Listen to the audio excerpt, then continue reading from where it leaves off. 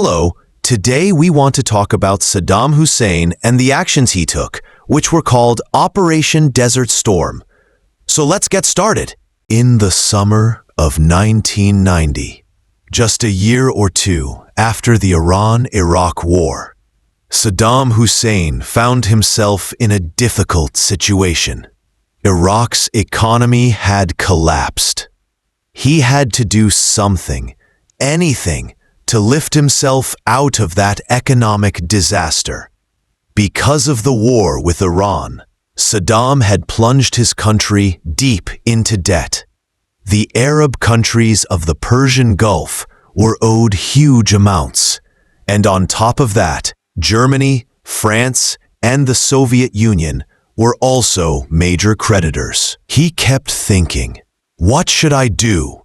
He knew that Iraq was sitting on a treasure, but he didn't know how to reach it. That treasure was Kuwait, rich in oil and resources. You should know that Iraq has almost no access to the sea. It has only one port, Basra, connected to the Persian Gulf through the Shatt al-Arab. If you look at the map of Kuwait, you may feel that this small country was almost engineered to choke Iraq, to keep it from reaching the sea easily. And Saddam, throughout his rule, always insisted that Kuwait was part of Iraq's territory. In this disastrous economic state, Saddam kept his eyes on Kuwait, waiting for an excuse to take it. He began by saying that Kuwait was stealing oil from a shared oil field between the two countries called Rumaila. Saddam claimed Kuwait was taking Iraq's oil from there. While he said these things, he also sent messages to other Arab Gulf states. You must pay Iraq's debts. We went into debt defending you. If it weren't for us, Iran would have swallowed you. Why should Iraq be the shield of the Arab world, pay money, lose soldiers, and end up drowning in debt? During the war with Iran, you only sold oil and saved your money. Now you must pay what you owe us. With these statements, Saddam was creating a justification, a mental preparation for eventually taking Kuwait. Things reached a point where Saddam was threatening Kuwait every single day. These threats were also meant for internal consumption, to prepare the Iraqi people, so that when he attacked Kuwait, they would support him. Saddam knew that he could easily occupy Kuwait, but the real enemy wasn't Kuwait or Saudi Arabia. It would be the West, especially the United States. He looked at the Vietnam War as his model. He saw how important public support had been, how the Vietnamese had defeated the Americans, and in his calculations, he imagined the Iraqi people acting like the Viet Cong, fighting guerrilla style, not allowing Americans to enter Iraq. His arithmetic was simple, and in the end, he convinced himself that it would work. On August 2, 1990, the Iraqi army entered Kuwait. A force of 100,000 soldiers swept into the country, and within 48 hours, Kuwait had fallen. Saddam knew this was the easy part. After taking Kuwait, he waited to see what the West would. At that moment, he was controlling 20% of the world's oil. He believed that this card, this enormous oil leverage, would save him and secure Kuwait for good. He ordered more of his troops in Kuwait to move toward the Saudi border to increase pressure. With control over 20% of the world's oil, he believed he could even influence Saudi oil. While all of this was happening, the United Nations, unlike today, was very active.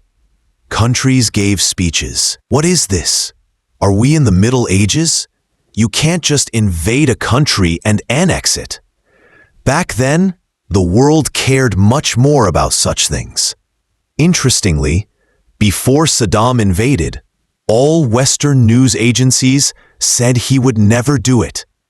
They thought he was only intimidating Arab states to push them into paying his debts. The Americans realized they had no choice but to act. In the U.S. Army, there was a man with a nickname, the Bear, General Norman Schwarzkopf. They didn't mean it as an insult. He was huge, tall, and had been called the Bear since youth. Schwarzkopf was a Vietnam War veteran who knew exactly how to fight. Not only a strategist, but a master of psychological warfare. Someone who could break the enemy's mind. He understood Saddam perfectly. He knew Saddam was extremely arrogant and never listened to his generals. Whatever Saddam said was final. Because of this knowledge and experience, the Pentagon pointed at Schwarzkopf and said, "This is our man." They summoned him and gave him command of the largest U.S. operation since World War II. As we said, Saddam had moved most of his forces to the Saudi border. He knew the West, if attacking by land, would come through Saudi Arabia, and he expected the Americans to enter Kuwait from the south. Just like in Vietnam, Schwarzkopf knew exactly what Saddam expected, but he had a different plan. He sent several divisions toward the south as a distraction, just where Saddam was watching. But the real force was secretly moving west. This decoy convinced Saddam to pull even more troops south, thinking everyone would come from there. Meanwhile, the American forces on the western flank waited. They would soon pivot, enter Iraqi territory from the west, and come into Kuwait behind Saddam's troops, the U.S. Military at this point had nothing to do with Vietnam-era technology. It was far more advanced.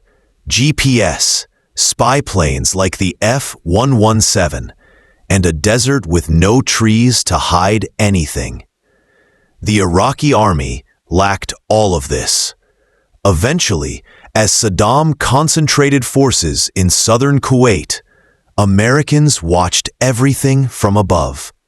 Good, they said.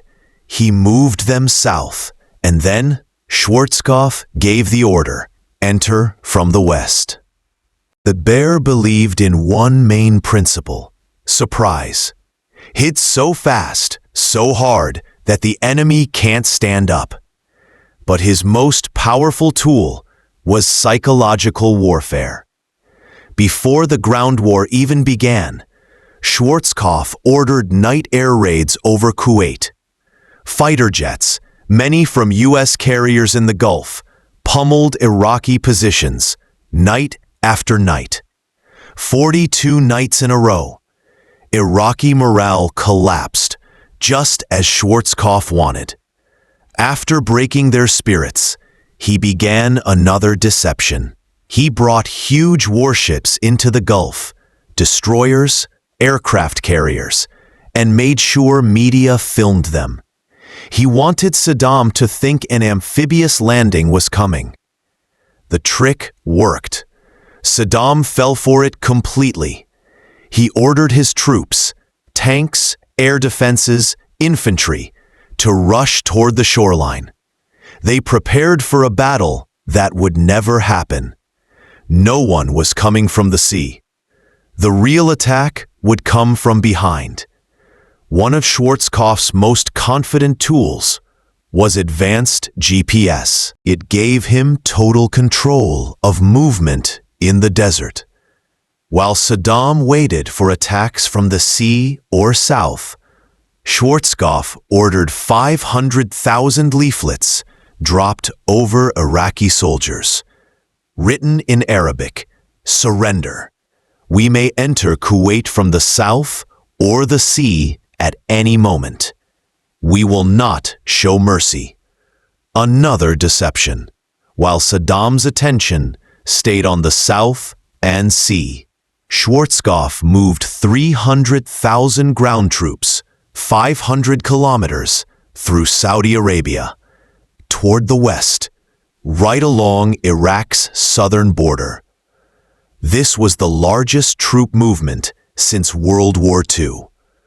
One Iraqi general, Wafiq al-Samarrai, later admitted, "I warned Saddam that this would destroy the Iraqi army, and the fall of the army means the fall of Iraq." Saddam replied, "Americans aren't warriors. Don't worry, they're only technicians. They don't know how to fight." Saddam, as always, ignored his generals. The left flank attack began on February 24, 1991. 300,000 U.S. troops entered southern Iraq, curved west of Kuwait, and Iraqi forces were trapped. South was blocked. East was the sea. West had fallen. North was Iran. No escape. French and British air forces covered the northwest, preventing Iraqis from attacking the Americans from behind. All the Iraqis could do was attempt to use Highway 80, the only real route out. But France and Britain blocked that too, either by air or by forcing Iraqi troops into harsh desert routes. Then came the largest tank battle in U.S. history. American tanks versus Iraqi tanks, firing from kilometers away. American tanks were far more modern and accurate. They destroyed 3,300 Iraqi tanks, an enormous number, while losing only 31 of their own. 4 days after the attack began, 900,000 coalition troops, 700,000 of them American, defeated over 1 million Iraqi soldiers. In those 4 days, 30,000 IRA coalition forces lost only 148. During these same 4 days, the Highway of Death tragedy occurred. The video exists online. Iraqi forces tried to retreat through Highway 80 back to Iraq. Schwarzkopf allowed them to enter the road, then ordered their destruction. On February 28th, Iraq signed a ceasefire and withdrew from Kuwait completely. After this enormous defeat, Saddam became deeply depressed. And although he never listened to his generals, he blamed 5 of them for the loss and ordered their execution by firing squad.